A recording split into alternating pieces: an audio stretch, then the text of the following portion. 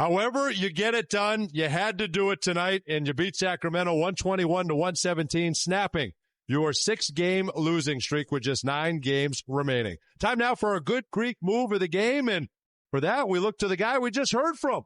How about Jamal Cain? With the hops, finishing off that dunk, Nick. Yeah, getting out, filling the lane, nice pass by Desmond Bane, and he goes up with the finish strong. And what a message for everyone in the G League, everyone trying to battle, everyone trying to get an opportunity. It took him 4 years to get this opportunity. He's got it now with Orlando. Yeah, 4 years. It just shows you how much do you want it. Yep.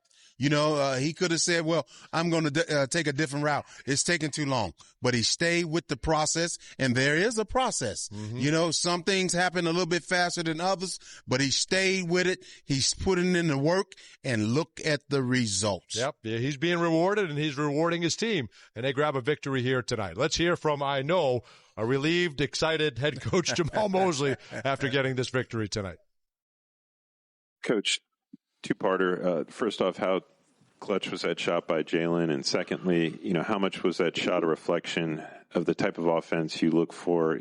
You know, move the basketball, get into the paint, and kick out for the three. I mean, that shot was big time. I mean, at the end of the game, you know, they're coming back. They made a push for us to have the wherewithal to touch the paint, move it side to side, swing, extra pass, step into it with confidence. That's what's needed. That's how we have to play, and that's what, you know, we need to continue to do for 48. Just how much does a win help your locker room's mindset right now? Yeah, I mean, I've said this before. You know, you hear the quote, you know, it's better to learn lessons in a win than in a loss. You know, and that's the thing that we're going to talk about tonight. You know, we got the job done, and, you know, it was not pretty at the end of the day. And then we know that, we saw it, we see what it is. But again, to get the win and find a way through it all, that's important right now for us. You examine the way your team defended tonight, though. We didn't. I mean, realistically, I mean, the DeMar DeRozan got himself going early. Now, a lot of those were tough twos. We fouled him a bit too much. Plowden got himself going. He had a heck of a game, closing out to him, knowing where he was on the floor. They got us on some cuts early on, offensive rebounds. So all those little things that we've been talking about, we've got to clean those up and continue to get better in that area, especially down this last, 9-game stretch. You guys have had games that played out like this over the last few weeks. What did it mean in a 95-95 game or a tie game to be able to make that push and then kind of hold them off? And what can that do for the team just to have just a clutch win like that? Yeah, finding a way. I think that's what it comes down to, finding a way. And these guys did that. He said 95-95. We made a little push, got ourselves going. Obviously, they came back and hit a couple of big shots.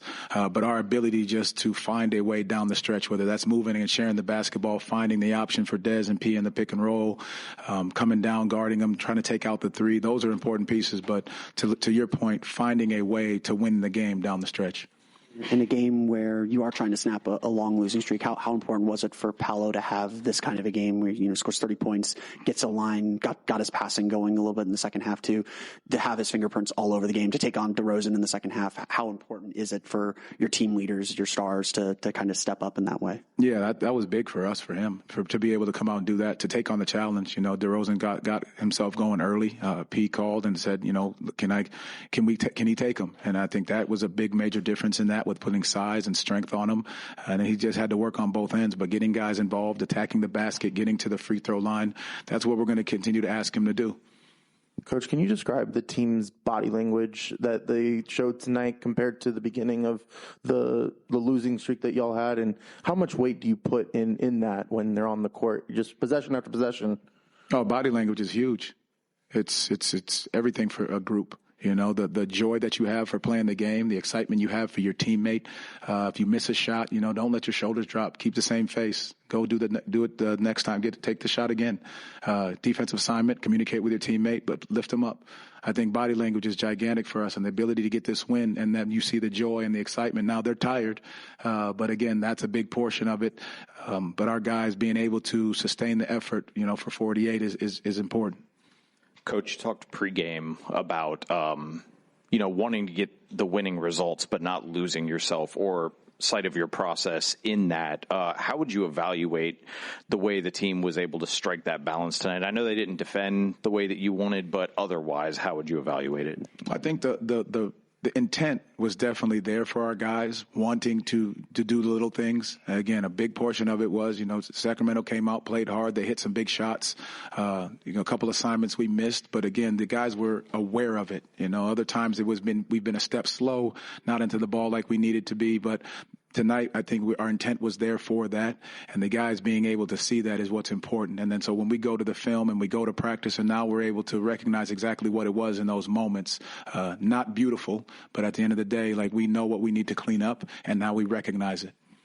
Coach, you traveled to Toronto and played the Raptors on Sunday. The last 2 times you've played in Scotiabank Arena, you guys have had big leads early and then fallen off and eventually lost. How can you take your team's resilience with the Kings tying you guys 8 times in this game into your matchup on Sunday? That's a great question. I really do believe that when you go back to the film, you watch exactly what it is. You go through the scenarios that you're going to see in the game, and Toronto's a team that's not going to stop playing. They're going to keep coming after you. So our ability to recognize that, to play the same way, and it goes back to the intent and the details of how we want to play. Our communication's got to be on a high level, and we've got to be tied together, especially in that arena, because it's loud and that they got a great fan base. And again, our guys got to make sure we're ready for that. Kind of building on that, we talked this morning about knowing where you guys and where other teams are in the standings. Does playing a team that you're directly competing against, you're going to get a couple of those next week, how much bigger I know it's one game at a time, but how much bigger are those games, knowing what you have to do to climb over them? You got to find a way. You definitely have to find a way in that situation. You got to find a way in those games. You found a way here tonight against Sacramento, but I love what he said, and you can speak to this, Nick.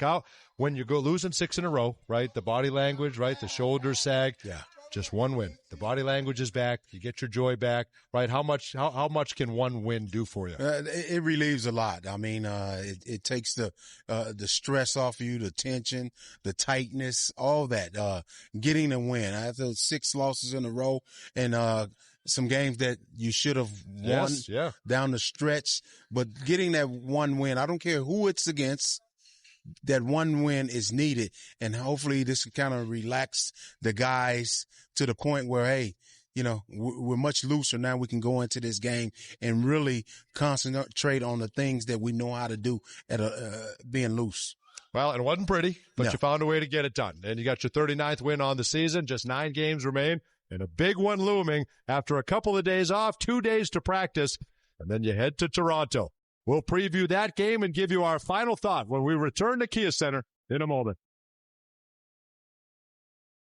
Magic Live, the post-game show, is brought to you by Advent Health, the official healthcare provider of the Orlando Magic. Magic get it done tonight. Complete the season sweep of the Sacramento Kings. 121-117 is the final. So what does that mean as far as the playoff push here down the stretch? Well, we're back in a 3-way tie, the Magic, the Hornets, and the Heat.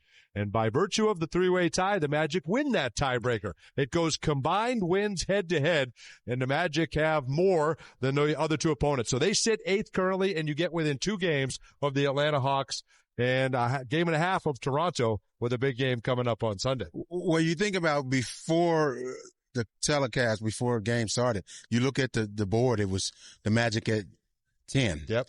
And how it shows how one game can mean a difference. So, just take care of your business and not worry about the other teams. Hopefully you can get some help, but it's not guaranteed, but just take care of your business. It's not guaranteed, but we don't play Friday or Saturday, so maybe we can get some help. If you want to help us out a little bit, that'd be great. We're back in action on Sunday, north of the border, the 3rd and final meeting between the Magic and the Raptors. The series is tied at a game apiece. Nick, how huge is this? You have a chance to win the season series, which would be enormous for the tiebreaker implications. This is a big game going down to Toronto. They're fighting for their playoff lives also. So, they're going to bring their A game, and we have to come with our best game and go down there and try to get a victory. They got some guys that can really score the ball, and Ingram, you have RJ Barrett, Barnes. So, it's going to be tough. Nothing's going to be easy from here on out. These 9 games, this 9-game stretch,